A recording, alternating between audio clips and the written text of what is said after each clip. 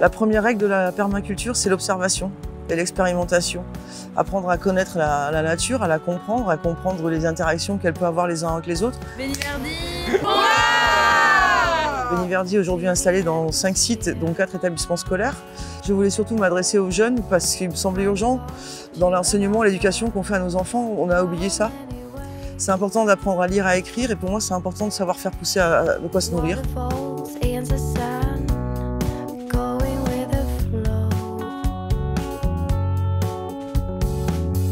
Je vois des élèves qui sont en mesure de responsabilisation, je les vois s'épanouir autrement. Je vois des élèves qu'on a eu en sanction qui sont aujourd'hui des bénévoles. Ernesto, je l'ai connu en 6e au début du projet et je l'ai croisé, il quittait le collège et j'étais un peu seule, quoi. Et je lui ai dit viens m'aider à planter l'ail et il m'a répondu je peux pas, je dois aller, j'ai un rendez-vous avec mes parents. Il était en chaussures vernis et tout ça. Je lui ai dit bien viens, je te montre juste comment on plante l'ail.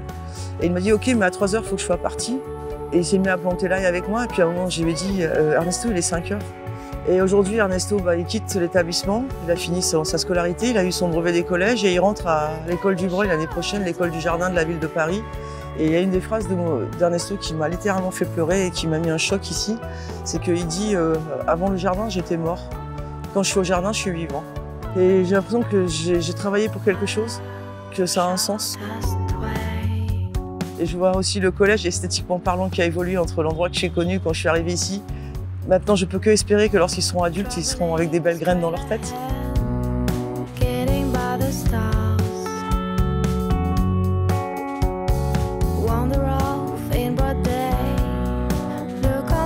Ce que je cherche aujourd'hui, surtout, c'est des choses qui sont là.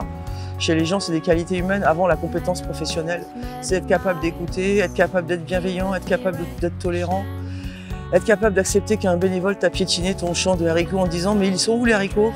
Toutes les personnes qui sont chez Béniverdi, je les accompagne le plus possible vers la responsabilisation et je les vois évoluer, je les vois grandir, je les vois même lancer maintenant des projets. Et je ne sais même plus quel âge il a Simon maintenant, mais quand je l'ai embauché, il avait 24 ans ou 25 ans. Il peut parfaitement porter un projet et l'emmener très très loin.